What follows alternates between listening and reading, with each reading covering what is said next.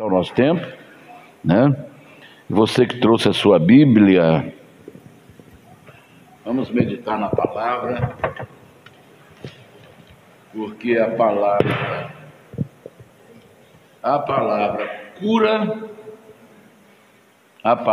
cura, amém?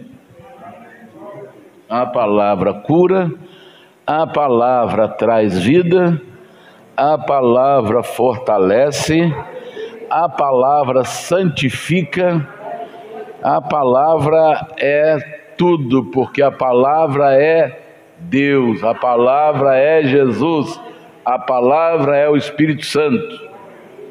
Amém, irmãos? Deus abençoe. Primeira carta do apóstolo João. João escreveu 4 livros. Ele escreveu o Evangelho de João e escreveu mais 3 cartas. 1 João, 2 João e 3 João. Então ele escreveu 4 cartas, 4 livros. Vamos chamar de livros, porque um Evangelho e o outro são cartas que ele escreveu. Muito bem. E João era um apóstolo, era um dos apóstolos mais próximos de Jesus. Sempre do lado de Jesus, sempre toda atividade mais particular, Jesus chamava sempre João, Pedro e Tiago. Então esses 3 parecia que eles tinham assim, e você pode observar, são eles que mais escreveram, né? São eles que mais escreveram. E João tinha uma qualidade muito especial de ter assim aquela sensibilidade de ouvir o Espírito Santo. Então, você pode ver, quem fala muito do Espírito Santo, da intimidade com Deus, com o Espírito Santo, é João, porque ele inclusive, aliás, ele escreveu mais um, que é o Apocalipse, né? Tá me fugindo a memória aí. Então, ele escreveu 3 cartas, o Evangelho e o Apocalipse, para você ver quem é que estava pronto para receber as revelações mais assustadoras e mais também felizes, né? Para o servo de Deus é felicíssimas, mas para aqueles que não conhecem é um desespero, né? O que vai acontecer, o que está para acontecer sobre a terra. Muito bem. Primeira carta de João, carta universal, está interessado a todos os cristãos de todas as eras. Capítulo 1, nós vamos ler o versículo 1 até o 4. 1 João 1 a 4, que diz assim: o que era desde o princípio, o que vimos com nossos olhos, o que temos contemplado, e as nossas mãos tocaram da palavra da vida. Ele está falando aqui de Jesus, que a mão dele tocou em Jesus, na palavra da vida. Verso 2: porque a vida foi manifestada e nós a vimos, e testificamos dela, demos testemunho dela, e vos anunciamos a vida eterna, que estava com o Pai e nos foi manifestada. O que vimos e ouvimos, isto vos anunciamos, para que também tenhais comunhão conosco, e a nossa comunhão é com o Pai e com seu Filho Jesus Cristo. Verso 4: estas coisas vos escrevemos para que o vosso gozo, a vossa alegria se cumpra. Amém? Esses são os textos que eu gostaria de meditar com os irmãos. Feche os seus olhos, vamos orar. Deus está conosco nesta manhã. Ele disse: onde estiverem 2 ou 3 reunidos no meu nome, eu estarei no meio deles. Então Jesus está aqui, e se Ele está, coisas maravilhosas acontecem. Obrigado, Senhor Jesus, muito obrigado. Eu te amo, eu te adoro, porque o Senhor é o nosso Pai, é o nosso Deus, é o nosso maravilhoso Senhor, é o Rei dos Reis, Senhor dos Senhores, Senhor dos Senhores, Deus dos deuses, aleluia, o nosso Senhor, o nosso Salvador, o nosso Rei, nosso Mestre. Obrigado, meu Deus, por estarmos aqui nesta manhã. Obrigado, meu Deus, por essa irmã, por esse irmão, por esse rapaz, por esta moça, por esta criança. Obrigado, meu Deus, pela vida de cada um. Eu te peço que nesta manhã o Senhor abra as comportas dos céus e derrame sobre nós o teu Espírito Santo, meu Pai. Abra as comportas dos céus e nos abençoe nesta manhã. Abençoe aqueles que vão estar nos assistindo pela rede social, que o Senhor possa edificá-los, fortalecê-los, curá-los, levantá-los, abençoá-los ricamente, Senhor, que haja uma manifestação gloriosa da Tua presença nesta manhã, neste lugar. Enche-nos do Teu Espírito Santo, prepare-nos para o grande avivamento que antecederá o arrebatamento da igreja, quando haverá um som poderoso das trombetas, um estrondo, um vento forte que vai sacudir prédios, sacudir edificações, porque o teu Espírito será derramado com poder sobre a terra, e assim como a igreja iniciou com o poderoso derramamento do Espírito Santo, ela terminará, ela, Senhor, chegará ao seu fim na terra com o poderoso derramamento do Espírito Santo para o arrebatamento. Prepare-nos, ó Deus, para este momento especial, quando deixaremos esta terra e estaremos para sempre com o Senhor na glória. Ó Pai, nos abençoe nesta manhã, eu te peço em nome do Senhor Jesus, hoje, para sempre. Amém e amém. Graças a Deus, podemos assentar. Os irmãos que puderem deixar sua Bíblia aberta nessa carta, é onde nós vamos meditar na palavra de Deus, na primeira carta de João. Muito bem. Irmãos, que seria dos magos que estudaram as profecias do nascimento do Rei Jesus? O que seria dos magos sem a estrela que pudesse guiá-los? O que seria deles? Eles que estudaram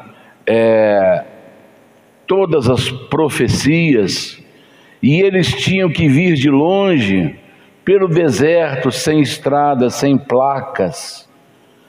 Quando a gente viaja, você tem um destino, tal cidade, e aí se você, hoje com bastante informação que a pessoa tem, ele pode colocar no celular um aplicativo que vai indicar o caminho que ele vai ser mais perto para que ele possa atingir o seu objetivo na sua viagem. E hoje tem os GPS, né?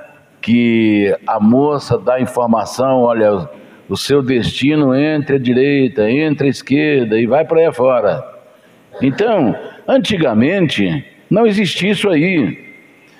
E no capítulo 2 do Evangelho de Mateus, versículo 2, quando os magos chegam em Belém, eles falam assim: olha, vimos a sua estrela, seguimos a sua estrela e viemos para adorá-lo. Então, o que seria dos magos sem a estrela? Eles não chegariam até Jesus. Eles não encontrariam Jesus se não fosse a estrela que os guiassem pelo deserto. Está aqui já, colocou, dizendo: onde está aquele que é nascido rei dos judeus? Porque vimos a sua estrela no oriente e viemos para adorá-lo. Então eles seguiram o quê? A estrela os acompanhou. Olha como é que Deus é maravilhoso, né? Deus colocou a estrela de Jesus para poder levá-los até Belém. E eles chegaram lá e encontraram Jesus, Filho de Deus que nasceu. O que seria de um navio navegando pelo mar, sem estrada, sem placa? O que seria do navio sem a bússola, que também é chamado de agulha? Agulha que tem agulha imantada, que é chamado, a bússola é chamado de agulha imantada, ou seja, que tem imã. E esse imã faz com que a agulha ela se dirija para o norte e para o sul. Então, aonde está apontando a agulha ou a bússola, ela está apontando para o norte ou para o sul. E ali o capitão do navio, ele vai seguir o rumo da bússola para chegar no seu destino. Então, o que seria do navio sem a bússola? Ele ficaria perdido. E acabando o combustível, ele ficaria à deriva no mar. E se tiver passageiro, perderia as suas vidas. Se fosse um navio cargueiro, perderia o seu produto. Mas eles têm a bússola para guiá-los. Agora vamos às vezes uma pessoa, ela é muito religiosa, mas sua vida é cheia de dúvidas e incertezas. Mesmo que ela pratique todos os rituais que a sua religião manda fazer.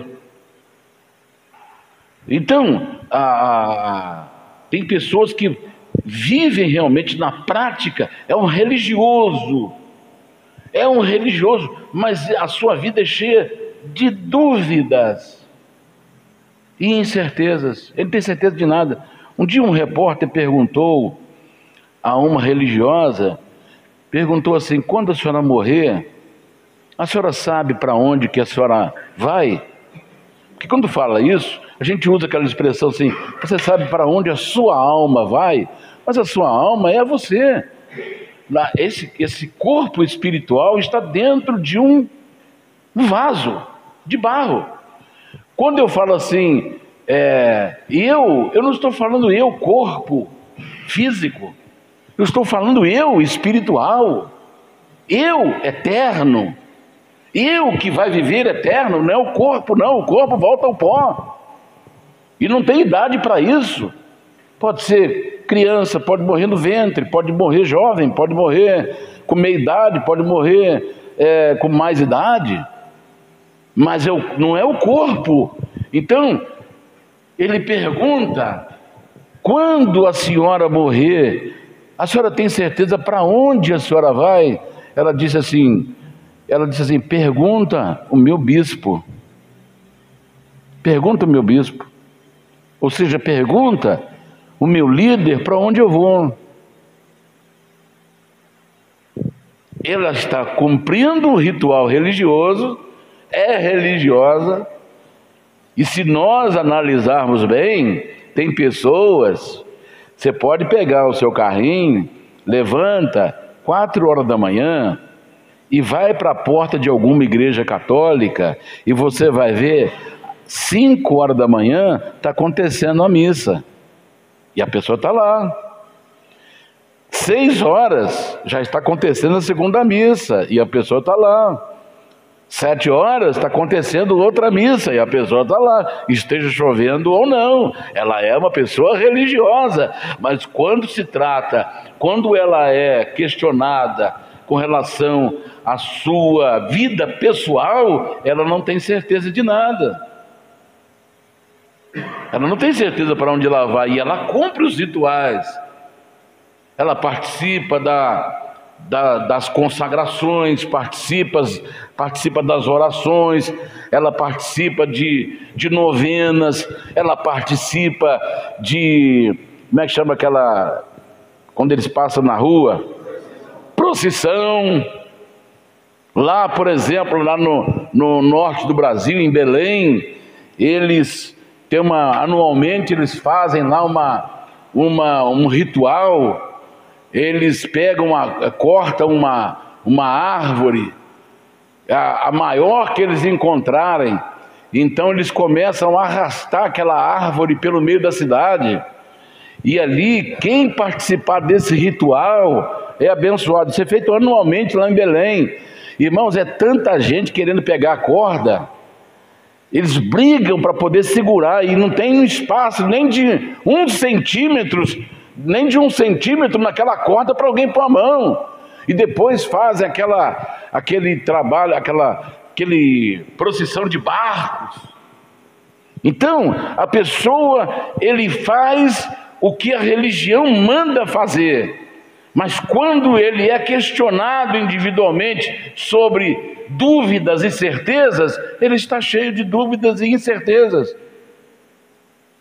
Ele não tem certeza de nada, ele tem dúvida de tudo em relação à sua vida, mesmo praticando todos os seus rituais. Agora, o cristianismo é totalmente diferente. Cristianismo é comunhão direta com o Pai, com o Filho e com o Espírito Santo. Está dando para você entender? O cristianismo é ser cristão. Eu gosto muito desse termo, porque quando a igreja começou, eles eram conhecidos como os do caminho. E está registrado em Atos capítulo 11, 26, em Antioquia, eles foram pela primeira vez chamados cristãos. Pela primeira vez. Então, cristão, quem é cristão? É aquele que segue Jesus. E vamos lá, João 8, 12. João 8, 12. Ali até eu coloco. Deixa eu ler isso aqui. E sucedeu que todo em um ano se reuniram naquela igreja e ensinaram muita gente. E em Antioquia foram os discípulos pela primeira vez chamados cristãos. É porque semana passada não estava, agora voltou, né? Então, pela primeira vez eles foram chamados de cristãos. E aí, cristão é o seguidor de Jesus. Quando nós seguimos alguém, é como se tivesse assim, olha, ele tirou o pé, eu coloco o meu. Se você é seguidor de Jesus, a Bíblia fala, nós devemos andar como ele andou, falar como ele falou, viver como ele viveu, fazer o que ele fez, porque é seguidor. Então, em João capítulo 8, versículo 12, olha aí o que está escrito. Falou-lhes, pois, Jesus outra vez, dizendo, eu sou a luz do mundo, quem me segue não andará em trevas, mas terá a luz da vida. Então, ser cristão é uma vida de certeza. Está dando para entender? É uma vida de certezas.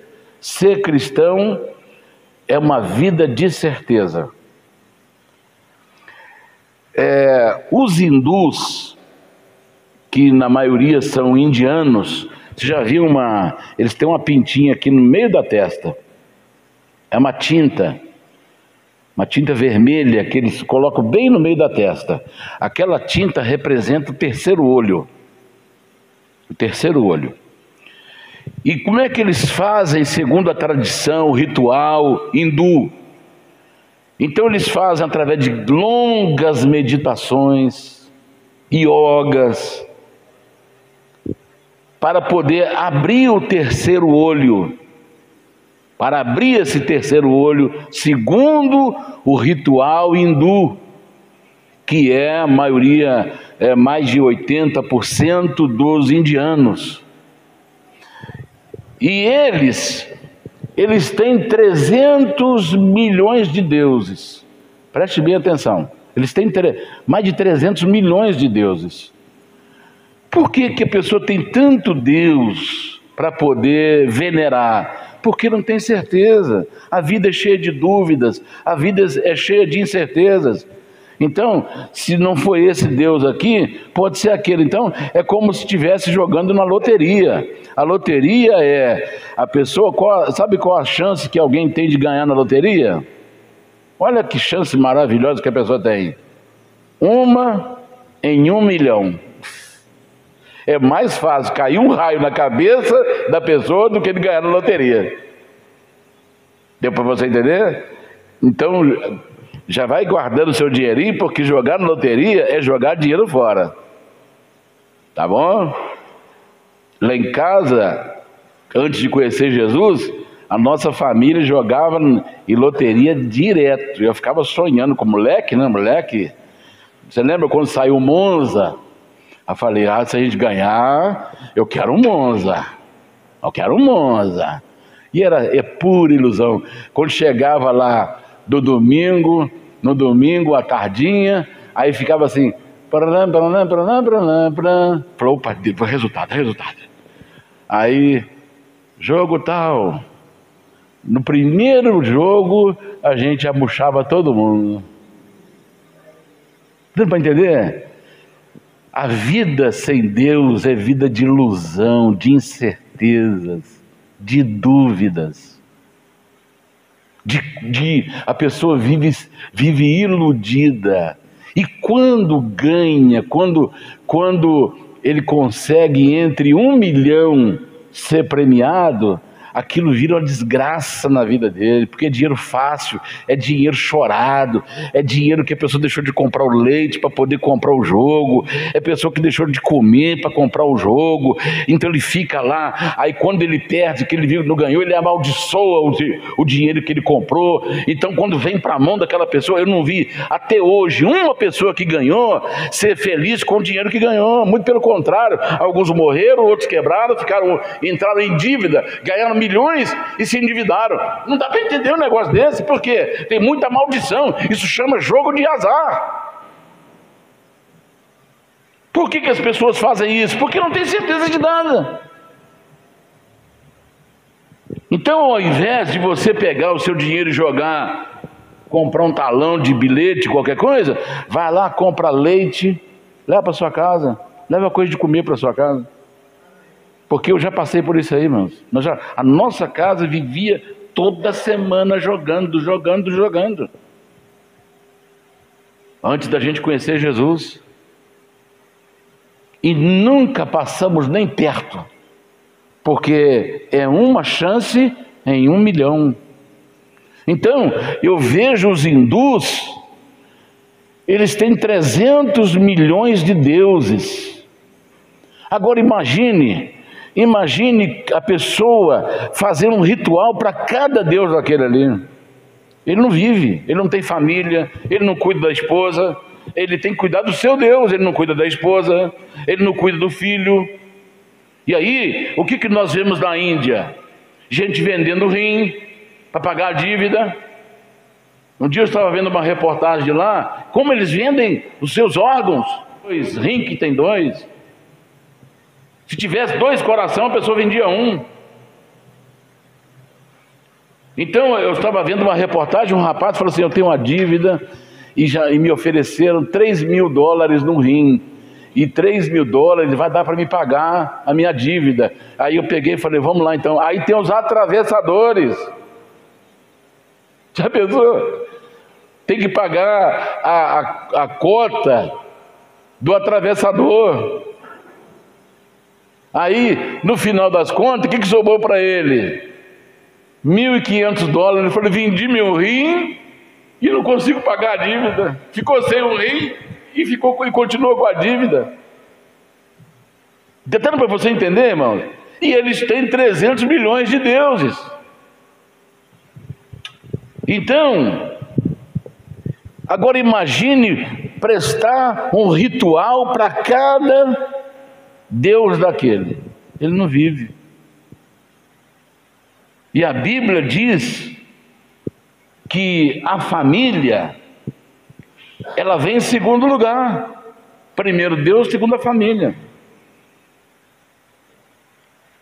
Então, como é que Deus vai fazer uma coisa, dar uma carga pesada sobre alguém que destrua a maior instituição de educação, de convívio social, de lugar sagrado que é a família? Então nós já vemos que hinduísmo não tem nada de Deus ali, porque ele destrói tudo de bom que a pessoa tem. Ele é um escravo da religião. Escravo da religião. Os muçulmanos, eles têm orgulho de ser muçulmano. Por quê? Porque a religião muçulmana, que na própria Índia tem aproximadamente 11% dos indianos, 11% são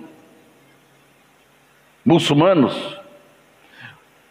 No mundo inteiro, cada muçulmano que está fora da Arábia, fora dos países muçulmanos, cada muçulmano, pelo menos uma vez na vida, ele tem que ir em Meca. Meca é o lugar onde eles têm a sua sede mundial, vamos chamar assim, a sua igreja mundial.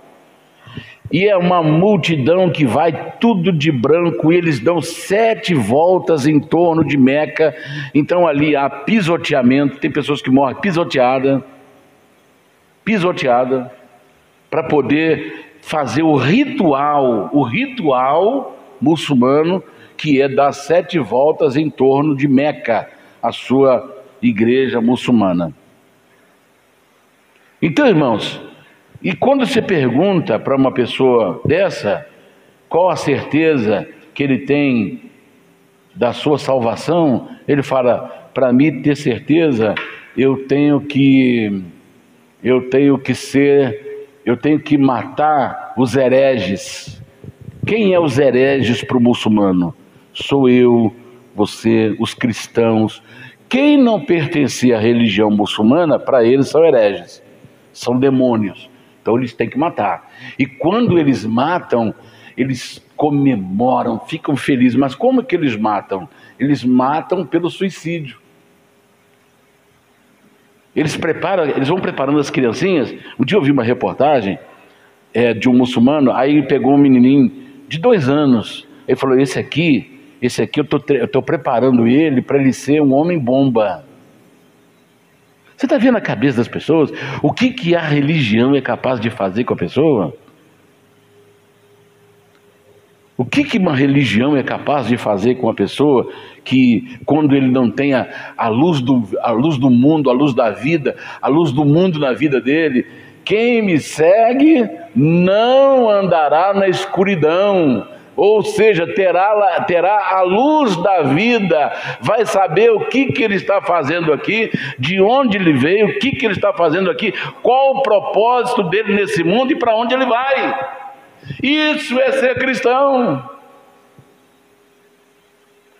Resume tudo naquilo que Jesus falou: quem me segue não andará em trevas, vai saber de onde veio, o que está fazendo aqui, para onde vai. Isso é ser cristão. Então, quando os muçulmanos eles praticam o assassinato de dezenas de pessoas, homem-bomba, carro-bomba, mas esse carro tem um motorista. que já deixou uma cartinha para a família, já deixou tudo com a família. E qual é a promessa para um muçulmano que se torna homem-bomba? Agora tem também mulher-bomba, agora também tem criança-bomba, tem carro-bomba, moto-bomba, bicicleta-bomba. Tem tudo agora. Tudo que é bomba agora está lá no ritual muçulmano. Qual é a proposta? Qual é o presente que ele vai receber? Quem matar os hereges vai ter no paraíso. Se ele é homem, ele terá 10 virgens no paraíso. O que a palavra de Deus ensina? Que alguém fala assim: pastor, quando eu morrer, eu vou continuar com o meu casamento lá na outra vida? Perguntaram isso para Jesus: Senhor, um irmão morreu, mas ele tinha 7 irmãos. O primeiro irmão morreu, aí o segundo irmão desposou a viúva, aí ele morre também. Aí esse segundo irmão morre e o terceiro casa com a viúva de novo. Aí o terceiro morre, o quarto morre. E assim sucessivamente, os 7 morreram. Essa daí é viúva para matar 7 de uma vez, né? Tem que passar de longe, né? Já pensou se aparecesse um 8? Ele falou: ih, rapaz, sobe daqui que você vai. Aí, de que ia ser a esposa lá no dia que todo mundo se encontrar? Falou Jesus falou assim: olha, no céu seremos como anjos, não se casam e não se dão em casamento. Essa é a resposta de Jesus, para nós entendermos aqui. Agora, depois que chegarmos lá e Deus completar todas as coisas, então eu gosto muito de Deuteronômio 29. Guarda isso aí. Quando alguém quiser saber alguma coisa antes de Gênesis ou depois de Apocalipse, você fala assim: olha, eu dou para você Deuteronômio 29. Dá para pôr aí, ô Jonathan, por gentileza? Eu vou ler para você, mas você guarda. Quando alguém fala assim: olha, quem criou Deus? 29, Deuteronômio. Como será depois do Apocalipse? 29, Deuteronômio.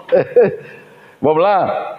As coisas encobertas pertencem ao Senhor nosso Deus, porém as reveladas nos pertencem a nós e a nossos filhos para sempre, para que cumpramos todas as palavras desta lei.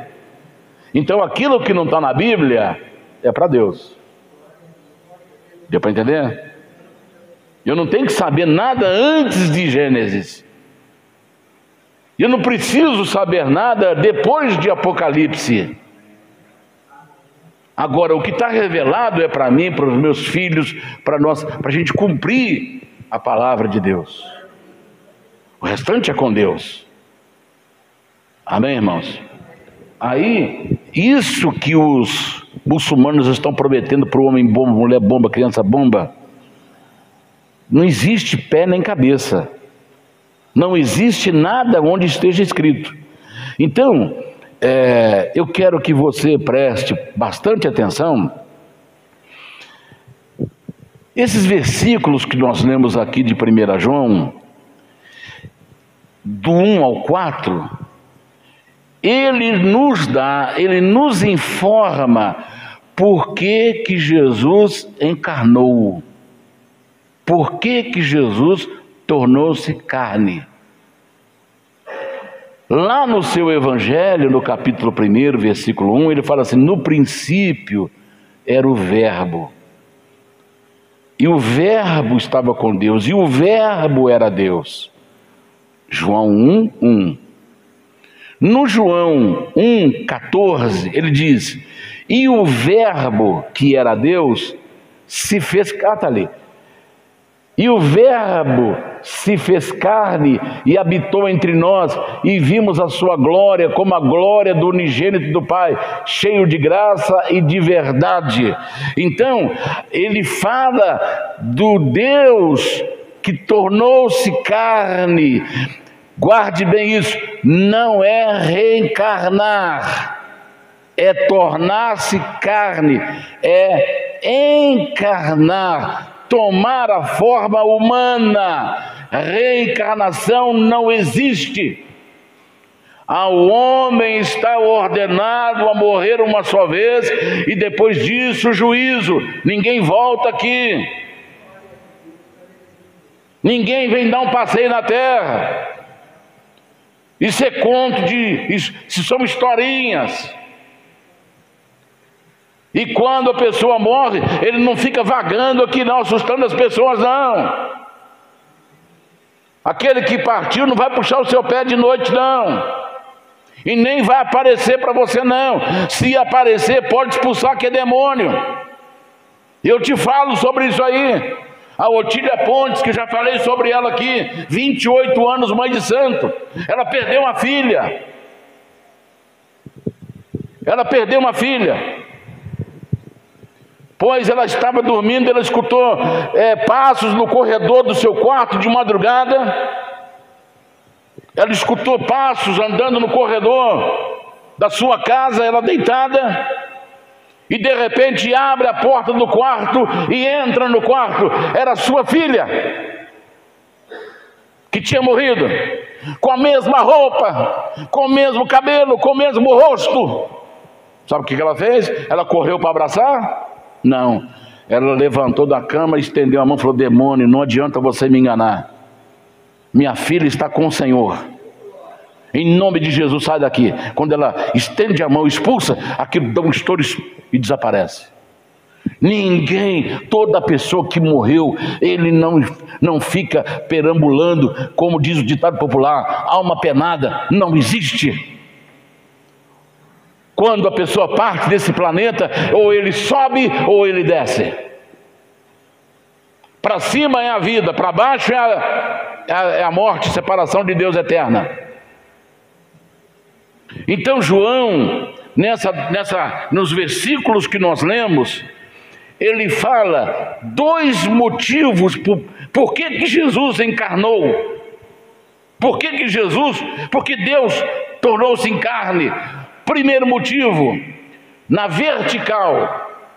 Quando fala vertical, é para cima, igual o pedestal daí do microfone, é igual essa base aqui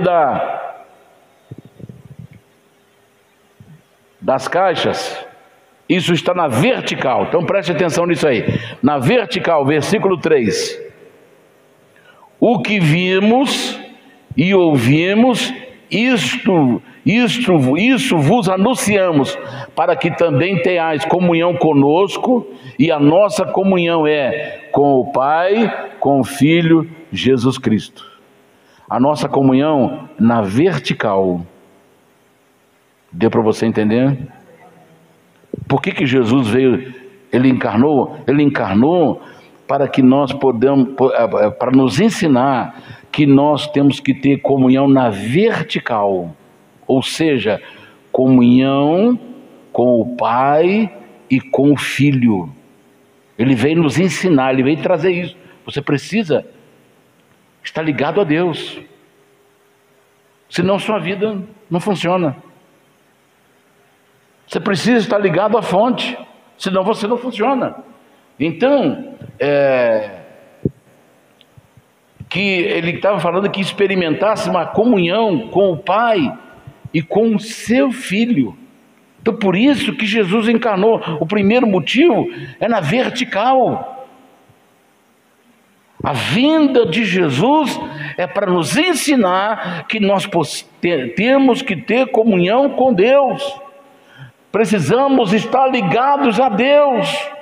Não é uma religião cheia de rituais, mas ligado direto, ter uma ligação direta com Deus. Você não vê que os grandes homens, milionários e bilionários e chefões, ele tem um telefone que só algumas pessoas de sua confiança é que sabem aquele número? Pois Jesus, ele veio trazer para nós para que nós possamos aprender a ter uma ligação direta com o trono de Deus, na vertical. Não é para ficarmos aqui sendo religiosos, cheios de dúvidas e incertezas. Não! Quem me segue não andará em trevas, mas terá a luz da vida. Vai saber de onde veio, o que está fazendo aqui e para onde vai. E o versículo 4. O segundo motivo é na horizontal. Na horizontal, exatamente. A horizontal é aqui, ó. É essa treliça aqui, ó. Ela está na horizontal. Então o que nós encontramos na horizontal? Estas coisas vos escrevemos para que o vosso gozo, a sua alegria se cumpra. Então quando eu tenho comunhão na vertical com o Pai, com o Filho, e o Espírito Santo me leva a essa comunhão com o Pai e com o Filho, porque Jesus falou, Ele virá e falará tudo de mim, Ele habitará em vós, estará convosco. Deu para entender? O mundo não pode receber porque não o vê nem o conhece, mas vós o conheceis, então Ele habitará em vós. Então nós já temos o Espírito Santo, nós já temos comunhão com o Espírito Santo. Então o Espírito Santo que está em nós nos leva a ter comunhão com o Pai e com o Filho na vertical. Está dando para você entender? E na horizontal, aquela comunhão que nós temos na vertical com o Pai e com o Filho, que o Espírito Santo nos leva a ter, produz em nós alegria. E essa alegria, nós repartimos ela na horizontal. Está dando para você entender? Eu tenho que ter o quê? Comunhão, eu tenho que ter comunhão com o meu irmão. Nós estamos juntos, nós somos uma família. Eu vos escrevi estas coisas para que a vossa alegria seja completa. Tem um texto que diz completa, o outro se cumpra. Estas coisas vos escrevemos para que o vosso gozo, a vossa alegria se cumpra. Então quem é servo de Deus é uma pessoa alegre, é uma pessoa feliz, independentemente de qualquer que seja a circunstância adversa que ela esteja enfrentando ou esteja passando. Então, o cristianismo, o ser cristão, ele se resume em quatro verbos. Em 4 verbos: saber, conhecer, ter e ser. Eu sei, tu sabes, ele sabe. Eu conheço, tu conhece, ele conhece. Eu tenho, você tem, ele tem. Eu sou, você é, ele é. Então são 4 verbos. Tudo que pode ser conjugado é verbo. Então, primeira coisa, deixa sua Bíblia aberta. Talvez não seja possível acompanhar isso, que vai ser bem rapidinho. Primeira coisa, primeiro verbo que nós vamos observar: ser cristão é saber. Não existe cristão que não saiba. Saber o quê? 1 João 2:5, está aí. Mas qualquer que guarda a sua palavra, o amor de Deus está nele, verdadeiramente aperfeiçoado. Nisto conhecemos, nisto sabemos que estamos nele, ou conhecemos que estamos nele, ou sabemos que estamos nele. Então, o amor de Deus é aperfeiçoado em nós, sabemos que estamos nele. Tem alguma dúvida e incerteza aqui no cristão? Não, sabemos. Segundo, 2:29. Se sabeis que ele é justo, sabeis que todo aquele que pratica a justiça é nascido dele. Se sabeis que ele é justo, nós sabemos que ele é justo.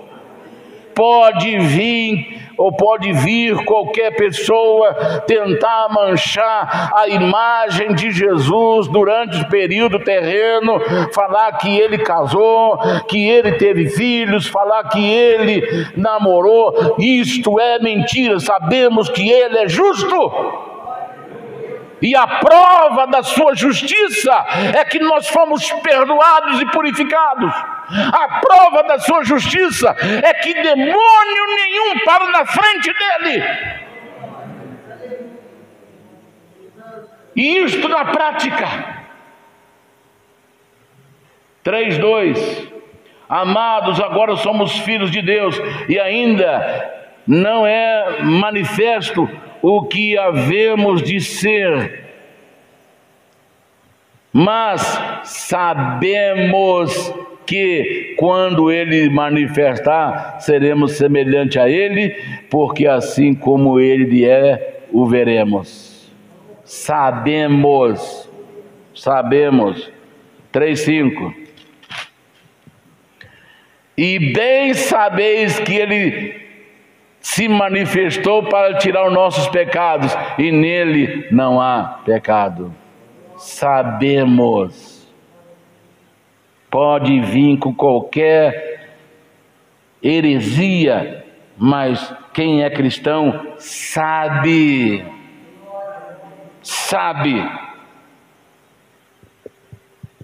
3:14.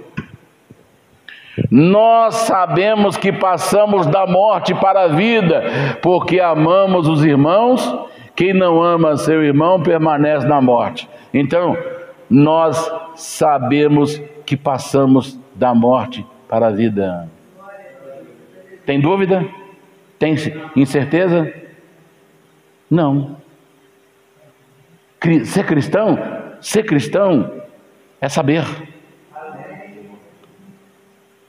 5:15. João 5:15.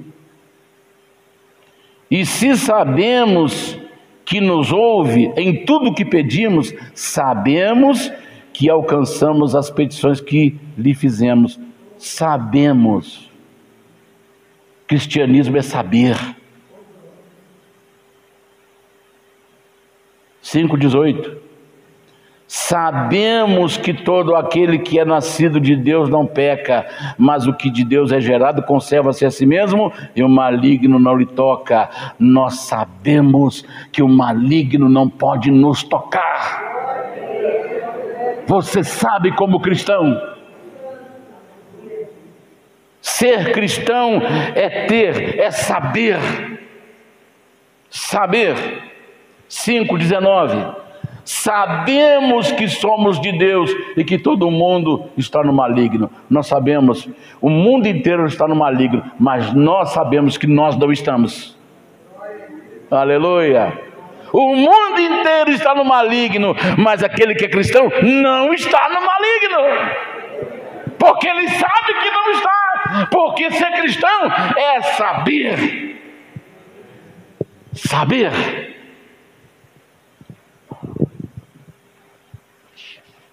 Segundo verbo. Ser cristão é conhecer. 2:13. João 2:13.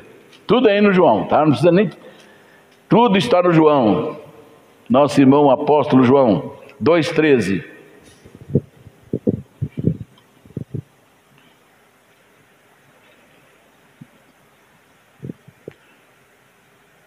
Pais, escrevo-vos porque conheceis aquele que é desde o princípio. Jovem, escrevo-vos porque venceste o maligno, e eu vos escrevi, filhos, porque conheceste o Pai. Então, o segundo verbo é conhecer. Escrevo porque conhece aquele desde o princípio. Quando nós entregamos a nossa vida para o Senhor, Ele revelou o Pai para nós. Quando Filipe perguntou: Senhor, mostra-nos o Pai. Filipe, eu estou há tanto tempo com você e você ainda não me conhece? Quem me vê, vê o Pai que me enviou. Porque eu e o Pai somos um. Então quem é cristão, conhece.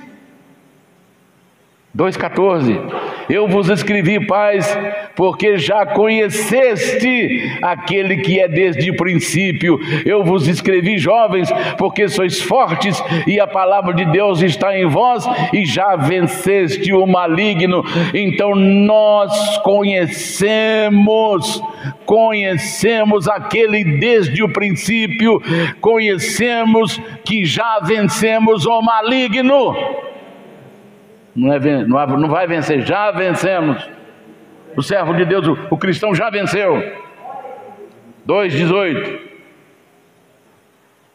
filhinhos, já é a última hora, e como ouviste que vem o anticristo, também agora muitos se têm feito anticristos, porque onde conhecemos que já é a última hora. Quem é cristão não está planejando para longo prazo. Deu para entender? Sabe por quê? Porque o cristão conhece que já é a última hora. Se ele falou há 2000 anos atrás que é a última hora, 2000 anos depois, o que nós estamos vivendo? Nós estamos vivendo os últimos segundos. Se ele viveu a última hora, há 2000 anos atrás, porque para Deus um dia é como 1000 anos e 1000 anos como um dia. Se ele viveu há 2000 anos atrás e falou que esta é a última hora, imagine nós que estamos 2000 anos depois. Nós estamos vivendo os últimos segundos. A qualquer momento pode haver um estrondo na terra.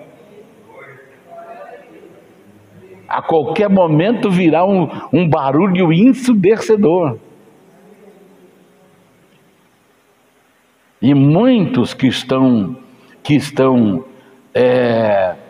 desapercebidos, só se ele tiver muito desapercebido. Porque eu estava vendo o testemunho de um rapaz que ele era traficante.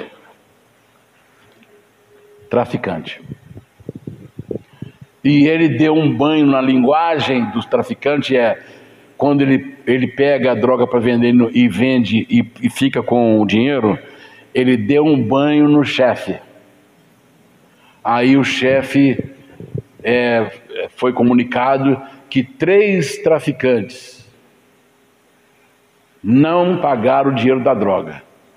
Ele falou assim: olha, então agora a sentença para eles é a sentença de morte. Você sabe disso aí, que no mundo do tráfico é isso aí. Eles matam mesmo. Então, quando achá-los, cada um faz a sua sepultura e vocês matem eles. Aí ficou, e eles fugindo. Mas um deles, a mãe era uma mulher de oração. Ele chegava em casa com outros 2 que trabalhavam com ele, fazia ela levantar da cama para fazer comida para eles. Ó, velha, levanta aí, faz comida para nós, é que nós estamos tudo com fome. E ele batia nela, xingava ela, e ela era uma mulher de Deus, de oração. Aí ela fazia comida para eles, eles comiam e iam embora. Ela punha o joelho no chão e falava: Senhor, não deixe acontecer nada com o meu filho, Senhor, não deixe. Salva ele, Pai, salva ele. Ele nunca deu ouvido.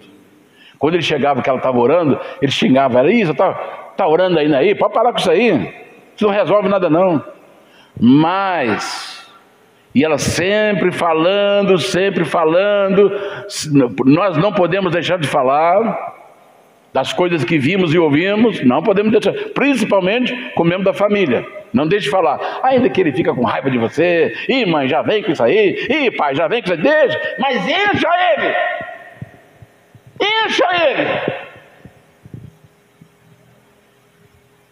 ele, entope o ouvido dele de palavras. Meu filho, Jesus te ama e você precisa segui-lo. Ih mãe, pode parar com isso aí, pode parar. Aí na hora que pegaram eles, ele falou: hoje é o dia de vocês, faz a sua cova, faz a sua. Aí o primeiro fez a cova, deita aí agora. Deitou, metralhou ele. Agora vocês dois aí, cobre ele. Esses morros do Rio de Janeiro, o que tem de cemitério clandestino lá não está no gibi. Lá tem um lugar numa favela lá chamado Micro-ondas. Micro-ondas. Micro-ondas, eles é uma pedra, um lugar de uma pedra, e ali eles enchem de pneu velho. E aquelas pessoas que eles querem matar, eles prendem, eles enfiam dentro daquele pneu e cobrem de pneu e mete fogo. Não sobra nada, mano. Até o osso vira cinza. Não sobra nada. É chamado de micro-ondas. Não sei qual é o lugar que é no Rio. Mas tem lá o lugar que chama micro-ondas. É onde é punido as pessoas que os traficantes querem dar fim nelas. Então, o segundo, deita aí na sua cova. Deitou, ele metralhou. Agora você cobre ele. Aí ele enterrou. Agora você deita aí. Quando deitou, aí ele lembrou das palavras da mãe. Quero para você entender? Aí ele lembra da mãe. Ele lembra do Jesus da mãe. Se a mãe não tivesse falado para ele. Então seu filho pode espernear, seu marido pode espernear com você, mas enche ele. Porque ainda poderá ter um livramento, um arrebatamento pelo fogo, ou do fogo, arrebatando-os, alguns do fogo. Vai ser tirado assim, ó, do meio do fogo. Esse foi tirado do meio do fogo. Porque quando ele deitou, ele falou: gente, espera aí um pouquinho. Deixa só eu estou me lembrando aqui da minha mãe. Eu estou me lembrando. Aí deitado na cova dele, ele falou assim: Jesus, se é verdade mesmo que o Senhor é Deus, que o Senhor é vivo, como a minha mãe fica me falando, eu te peço aqui agora, me livra da morte, e eu vou falar de ti para o resto da minha vida.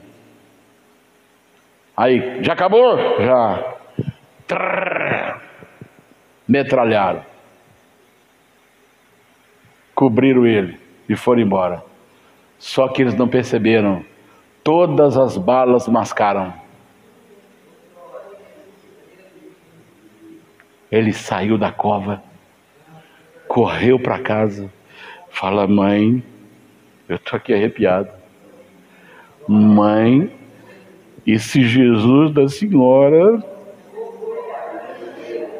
ora para mim porque eu quero entregar minha vida para Ele agora, porque a partir de hoje eu quero falar dele para o resto da minha vida.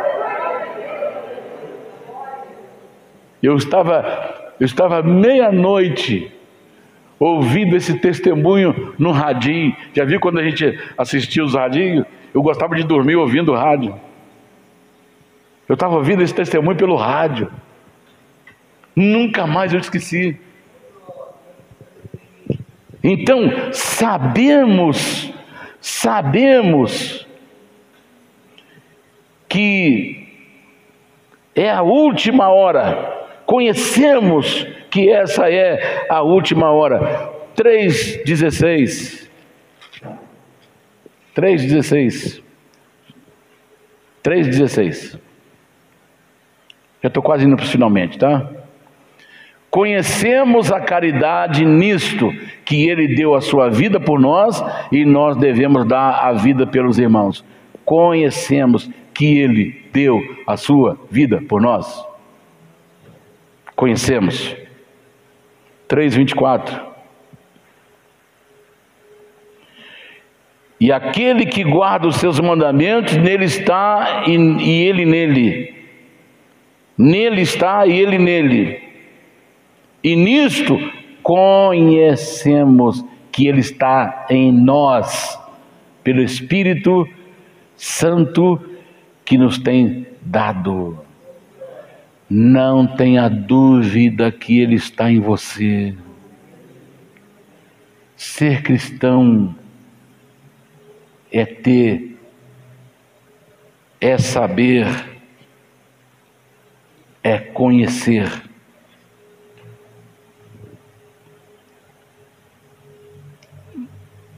4:2. Nisto conhecereis o Espírito de Deus. Todo espírito que confessa que Jesus Cristo veio em carne e é de Deus, nisto conhecereis o Espírito de Deus. Então, quem é cristão não tem dúvida a respeito do Espírito Santo, conhece o Espírito Santo, conhece a voz do Espírito Santo. A voz do Espírito Santo age em harmonia com a palavra. A voz do Espírito Santo age em harmonia com a palavra de Deus, age em harmonia com Deus, age em harmonia com Jesus. Quem é cristão conhece a voz do Espírito Santo. Conhece a voz do Espírito Santo. Nisto conhecereis o Espírito de Deus. Porque todo espírito que confessa que Jesus veio em carne, esse é de Deus. Quando alguém fala assim, Jesus era um espírito que veio à terra. Não, então esse espírito aí que está falando não é o Espírito Santo.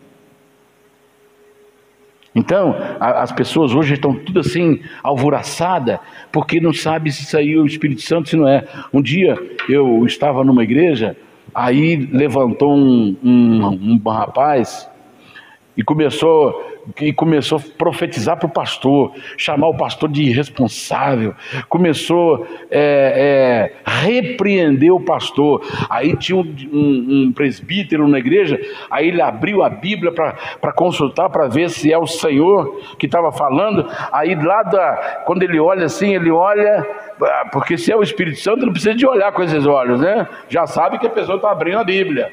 Aí ele dá uma olhadinha, não adianta consultar a minha palavra, que sou eu. Aí todo mundo ficou em silêncio, assustado, o pastor humilhado. No outro dia, esse rapaz que profetizou aquilo, não conseguiu expulsar o demônio de uma pessoa, e uma semana depois ele estava andando embriagado, igual um gambá, no meio da rua, totalmente embriagado de alcoolismo. Por que aconteceu isso aí? Porque ninguém soube identificar a voz do Espírito Santo. Eu quero dizer para você, nesses 40 anos, eu só ouvi 2 profecias a meu respeito, para a minha vida pessoal. E todas as 2 que eu ouvi, está se cumprindo. Uma já se cumpriu e a outra está se cumprindo. 2. Tem gente que fala assim, eu estava andando na praia e Deus estava falando comigo e me mostrando. Eu tenho com as minhas dúvidas dessas coisas. Porque, irmãos, olha, quando você se ajoelha para orar, nós custamos entrar em sintonia com os céus. Vem um monte de problema na sua mente, aí você fala, o sangue de Jesus tem poder, Senhor, me liga no céu. Aí quando você começa a ligar, vem outra. Como é que Deus vai mostrar para alguém? O cara passeando na praia, correndo na praia lá, cheio de pessoas lá, com roupas menores do corpo.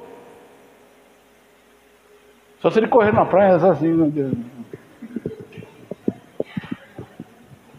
com os olhos fechados. Aí eu posso até acreditar. Mas o cara está assim, olha, eu estava andando na praia e Deus começou a me mostrar um montão de coisa. Irmãos, para Deus mostrar tem que ter uma intimidade muito grande. Você tem que estar muito ligado. Por que Deus mandou João ir lá para Pátimos? Para ninguém interromper o que Deus ia mostrar para ele. E ele ficou lá ajoelhado, e o Senhor foi lá e mostrou tudo para ele, arrebatou e mostrou a ele. Mas ele teve que ficar num lugar isolado. Quando Jesus queria ver as coisas, o próprio Jesus, ele se isolava. Porque ele veio como homem, ele não veio como Deus.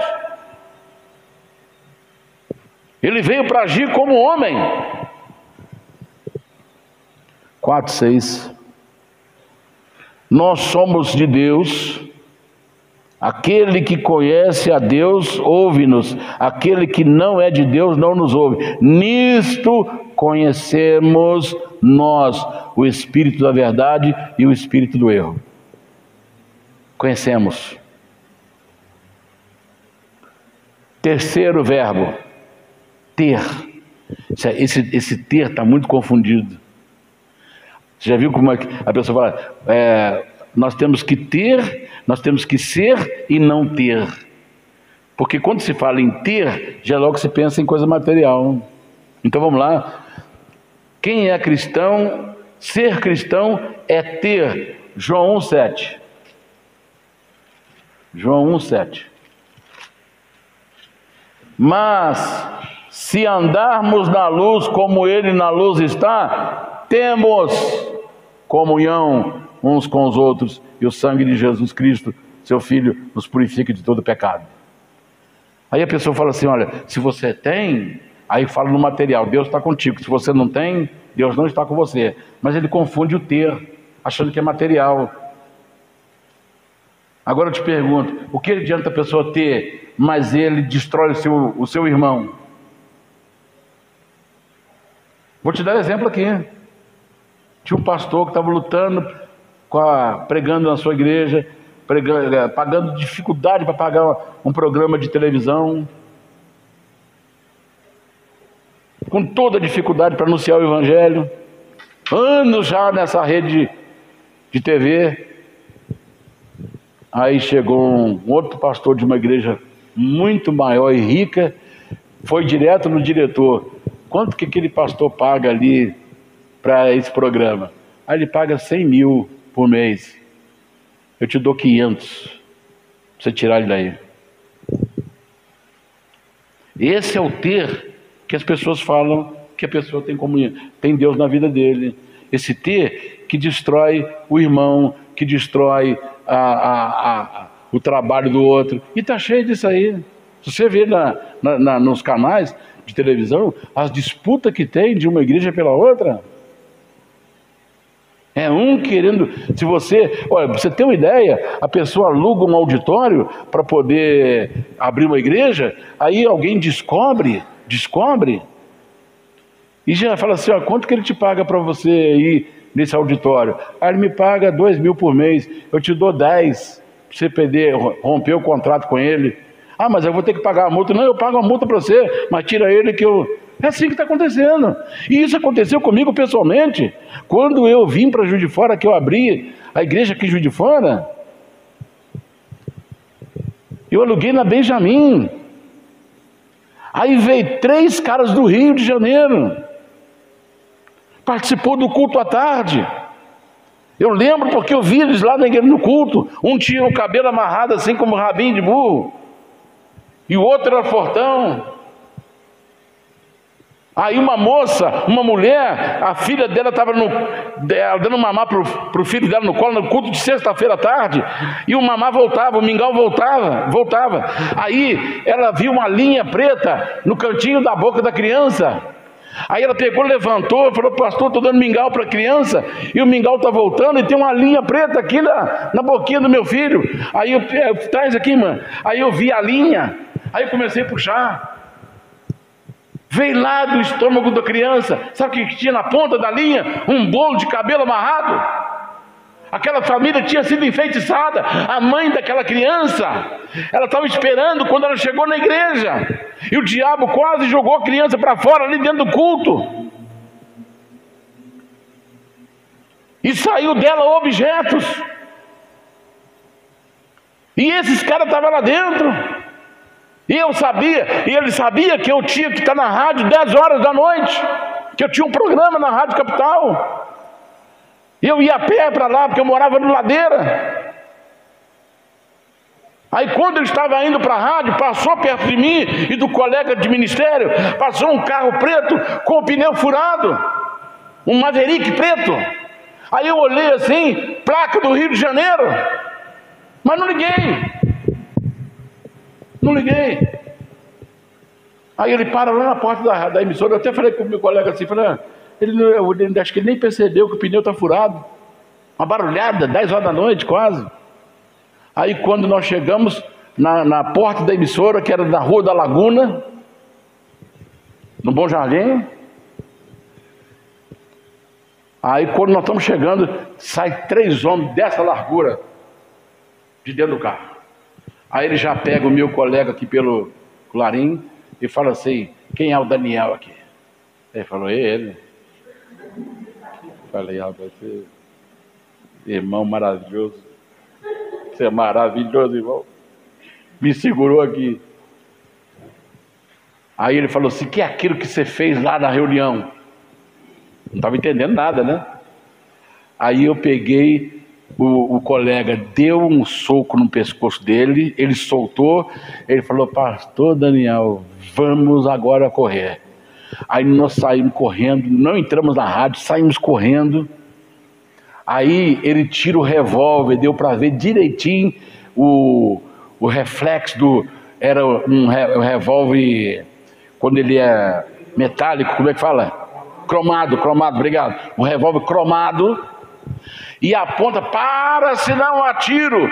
Aí eu falei com ele assim: olha, eu lembro de um desenho animado que vai virando para lá, fazendo correr fazendo zigue-zague, a bala vai e passa. Aí ele vai para lá, eu corro para cá. Já pensou se nós dois encontramos e a bala já pega? Era um tiro, matava dois.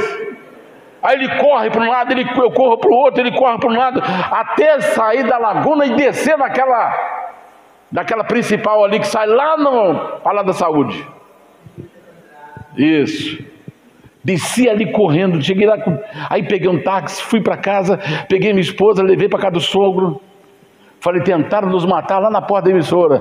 Aí minha sogra ligou lá para a emissora, a moça que trabalhava lá nesse horário até a meia-noite, falou assim: olha, meu genro foi aí fazer o programa, mas cercaram ele na porta da emissora para matá-lo, e ele teve que sair correndo, ele e o colega dele. Aí deu a característica dos caras. Quando falou que era um gordão, 2 vezes um Daniel, e um que tinha um rabinho de burro, e um outro, cabelo comprido, ela emudeceu. Ela ficou muda, porque ela ficou preocupada que era na porta da emissora, estava aberta, e eles estavam armados. Aí ela ficou muda. Aí a minha sogra: está acontecendo alguma coisa aí? Aí eu esqueci o nome dela. Aí ela pegou, chamou a polícia. Aí nós fomos lá com um sargento conhecido nosso. Chegou lá, eles tinham acabado de fazer o programa de rádio. Eles vieram do Rio para abrir igreja aqui. Ela falou assim: ó, todos eles estavam fumando no estúdio, falando de Jesus, cheirando cachaça. E aí nós fomos lá com o sargento. Aí o sargento olhou, tal. Aí naquela madrugada o sargento começou a fazer uma busca pela cidade. Aí viu um Maverick encostado na frente de um hotel chamado Hotel Glória, na Getúlio Vargas. Lembro tudo direitinho. Aí o sargento, como não podia entrar lá antes das 6 da manhã, o sargento falou assim: ó, encostou o carro da polícia lá, falou assim: ó, chama o dono desse carro aqui, porque se ele não vier aqui, nós vamos rebocar o carro dele, porque ele está fora do estacionamento. Ele está mal estacionado. Aí teve que levantar. A polícia não podia entrar. Aí quando aquele homem chegou lá, ele, mão nele, encostou ele no carro, falou assim: olha, o que você fez com o pastor Daniel? Ele: não penso em ninguém não. Então tá bom. Vou fazer o seguinte: se você não conhece ele, nós vamos para a delegacia agora, eu vou chamá-lo. Se ele te reconhecer lá, você está perdido. Ah, conheço sim. Carro apertado é que canta, né? Conheço sim. Falou: eu sei o que vocês fizeram com ele. Então, olha, vocês somem daqui. O que vocês vieram fazer aqui?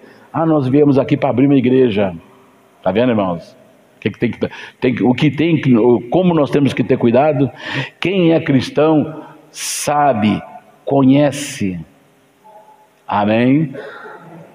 Tem. O que ele queria fazer? Ele queria me tirar o salão e me tirar o rádio, me fazer medo, para me poder entregar tudo e ir embora daí. Mas só que ele enganou. Eu não vim aqui para brincar, eu vim para poder fazer a obra do Senhor. Quebraram a cara, tiveram que ir embora. O diretor chegou, fomos tudo para a polícia. Aí quando eu estava fazendo o programa, ele chega lá e me olha assim, encarando assim. Aí o diretor chegou, a moça ligou para o diretor, ele chegou, ele falou: a partir de hoje vocês não fazem mais programa ao vivo. Aí ele começou a gravar o programa dele e mandar para lá, e em poucas semanas todos eles picaram o burro daí. Porque Deus, quando nós temos Deus, quando nós temos comunhão com o Pai e com o Filho, nós temos.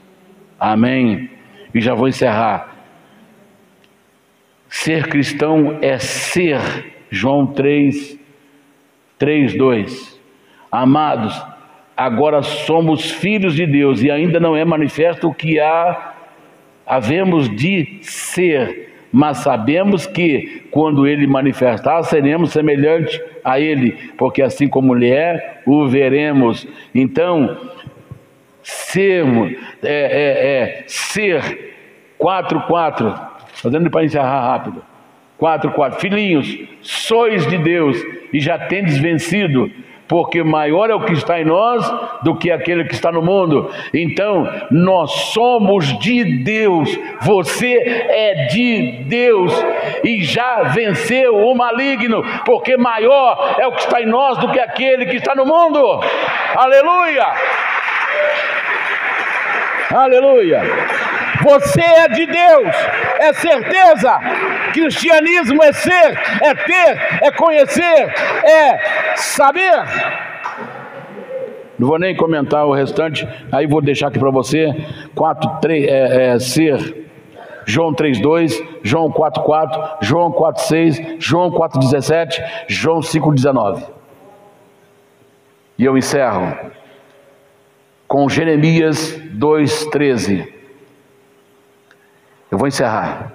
A inquietude e a angústia que dominaram o mundo não são mais que resultado de uma concepção da vida baseada no egoísmo e no materialismo. Então, o que nós estamos vendo no mundo hoje? Tudo essa angústia que tomou conta das nações, tudo está baseado no egoísmo das pessoas e no materialismo. Por que tem gente querendo poder? Estão vendendo a alma para o diabo, para poder conseguir o poder, porque é o bem material. Ele acha que toda a sua segurança está no bem material. E aí, o egoísmo, pensa-se só em si próprio. O povo, as pessoas que se virem, que se danem. Então, é o egoísmo e o materialismo que está trazendo essa consequência terrível que nós estamos vendo aí. Então, eu termino com Jeremias, capítulo 2, verso 13. Porque o meu povo fez duas maldades. A mim me deixaram o manancial de águas vivas e cavaram cisternas rotas que não retêm água. A igreja está sofrendo hoje porque deixou o manancial de águas vivas, está oferecendo para as pessoas não palavra, não vida, está oferecendo divertimento, está oferecendo prazer, divertimento, está oferecendo coisas que não estão escritas na palavra. E aí as pessoas estão sedentas porque abandonaram o manancial de águas vivas e cavaram cisternas rotas. Cisternas rotas é que não retém água, é caixa d'água furada, é poço que não para água. Deu sede, vai lá, não tem água. Então fizeram a sua própria religião, o seu próprio meio de chegar até Deus. E sendo que o Evangelho mostra para nós que ser cristão, o primeiro motivo é na vertical, ter comunhão com o Pai e com o Filho. E o segundo motivo é passarmos a alegria que Deus nos deu para aqueles que estão ao nosso lado, ao nosso redor. Isso é ser cristão. E ser cristão é... Ser cristão é saber, conhecer, ter e ser. Amém, irmãos? Que Deus te abençoe. Que o Espírito de Deus continue enchendo a sua vida cada dia mais. Fiquemos em pé e vamos orar. Pede a Deus: Senhor, me encha do Espírito Santo, porque eu não tenho dúvidas e nem certezas, porque Jesus disse: eu sou a luz do mundo, e quem me segue não andará em trevas, mas terá a luz da vida. Aqueles que puderem, levante as suas mãos para os céus. Vamos falar com Deus. Deus está aqui. O Espírito Santo quer encher a nossa vida. Ele está em nós, Ele habita em nós. Essa é a certeza. Somos de Deus. Aleluia. Temos certeza, sabemos, temos, conhecemos. Aleluia. Aleluia. Aleluia. Nosso Deus e nosso Pai, muito obrigado pela Tua palavra que foi ministrada nesta manhã, e eu te peço, meu Deus, abra as comportas dos céus e derrame sobre nós o Espírito Santo. Encha este lugar, Senhor, encha esta irmã, encha este irmão, Senhor, que o Teu Espírito seja derramado sobre a vida de cada um dos Teus filhos, manifestando a Tua graça, manifestando a Tua glória, manifestando o Teu poder. Em nome do Senhor Jesus, eu te peço o derramamento do Espírito Santo sobre a minha vida. Me encha, Senhor, do Espírito Santo. Eu quero ser cheio do Espírito Santo, eu quero ser cheio de sabedoria. Encha, Senhor, os pastores, encha os pastores do Espírito Santo, encha do Espírito Santo, encha de sabedoria, encha os diáconos, encha as diaconisas do Espírito Santo e de sabedoria. Encha, Senhor, esse irmão, esta irmã do Espírito Santo e de sabedoria. Encha essa criança do Espírito Santo e de sabedoria. Encha esse rapaz, encha essa moça do Espírito Santo e de sabedoria. Encha, Senhor, aquele que está nos assistindo agora em casa, encha do Espírito Santo e de sabedoria. Encha o Teu povo, encha a Tua igreja, encha os meus filhos, encha os meus netos, encha os meus irmãos, encha as minhas irmãs, encha a minha casa, encha o meu lar do Espírito Santo, encha a minha família do Espírito Santo, encha essa família do Espírito Santo, encha essa casa do Espírito Santo, encha o Teu povo do Espírito Santo, e prepare-nos para a grande festa do arrebatamento, em nome de Jesus Cristo. Aleluia, aleluia, aleluia, aleluia, aleluia, aleluia. Glória, glória, glória, glória, glória, glória a Deus. Aleluia, aleluia, aleluia. Muito obrigado, meu Deus, em nome do Senhor Jesus. Aleluia, aleluia. Eu te amo, Jesus, eu te adoro, eu te amo, Espírito Santo, eu te adoro, eu te amo, meu Deus, eu te adoro. Aleluia. Vamos aplaudir o Senhor. Eu te amo, eu te amo. Te amo, Jesus. Te amo, Espírito Santo. Te amo, meu Deus. Aleluia. Podemos assentar, irmãos.